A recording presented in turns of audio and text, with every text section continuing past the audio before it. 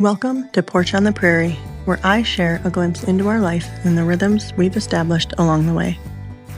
I'm Megan, and I live on a small homestead with my husband and 4 small children in rural Minnesota. I also run a business full-time outside the home, and my husband often travels for his work. As a family, we love to garden and preserve food with both pressure canning and water bath canning methods. We cook from scratch and tend to our chickens and honeybees. Although it's often chaotic in our home, we find so much joy and fulfillment in all that we do. We strive to live a simple life and enjoy burning wood for heat during the long, cold Minnesota winter months. In the summer months, you'll find us outside, bare feet in the grass and clothes hanging to dry on the line. It's finally feeling like spring here in Minnesota. The hens have started laying eggs again, the bees are buzzing, and we've traded our snow pants for coveralls. This morning, I have some raw milk that's soured. So for breakfast, we're making sourdough discard pancakes and waffles. I got it, Mom. Using a recipe that calls for a lot of milk. As always, I love to include the kids in much of what I do. This particular recipe calls for 3.5 cups of milk. The milk can be raw, soured, buttermilk, or even bought pasteurized milk. This sourdough discard recipe is so simple. It makes the most delicious pancakes and waffles from a single batter. I did it, Mom.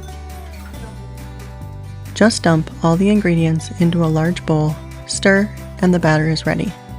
In addition to the 3.5 cups milk and 1/2 cup of sourdough discard, you will need 2 eggs, 1/3 cup of oil, 3.5 cups of flour, 3 tablespoons of sugar, 1 tablespoon of baking powder, 1 teaspoon of baking soda, and 1 teaspoon of salt.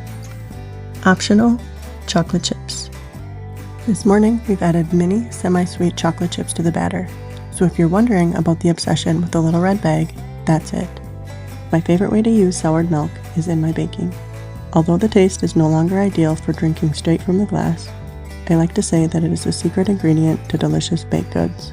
It is the perfect way to avoid waste in the kitchen. If you're new to sourdough, discard recipes can be a great place to start. It doesn't get any simpler than discard. I do have a number of discard recipes posted on my blog at porchontheprairie.com. As the kiddos get to mixing the batter, I like to feed my sourdough starter so that it doesn't get forgotten. I used to overthink this and use a scale for measuring, but I'm here to tell you it's not that serious. I like to add about 1/2 cup of flour, then add water until the consistency is that of a thick pancake batter. For the past couple of years, I have been bringing home 3 to 5 gallons of raw milk once a week. The micro dairy is located about 30 miles from our home, but only about 10 miles from where I own and operate my permanent makeup and tattoo studio. I had made the switch to raw milk because my older 2 kids were breaking out with horrible eczema all over their faces from the pasteurized milk. I had put so much time and energy into researching raw milk and decided to give it a try. And ever since we made the switch, the eczema has disappeared. Now, there's no going back. My dream is to someday have a milk cow of my own. But in the meantime, I've been learning all I can about raw milk and how to use it without waste. If you're like me and sometimes find that you've got excess milk to use up, I hope you give this recipe a try.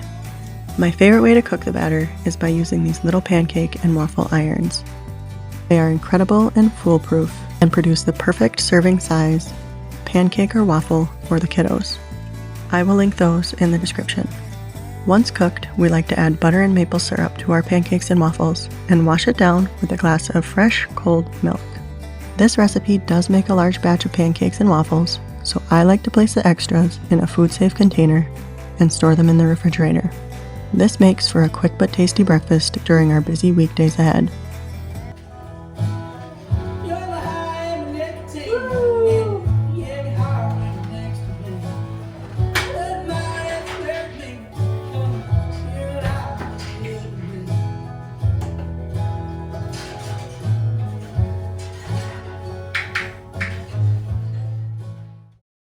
The full recipe is pinned in the comments. Be sure to let me know what you think of the recipe if you guys give it a try.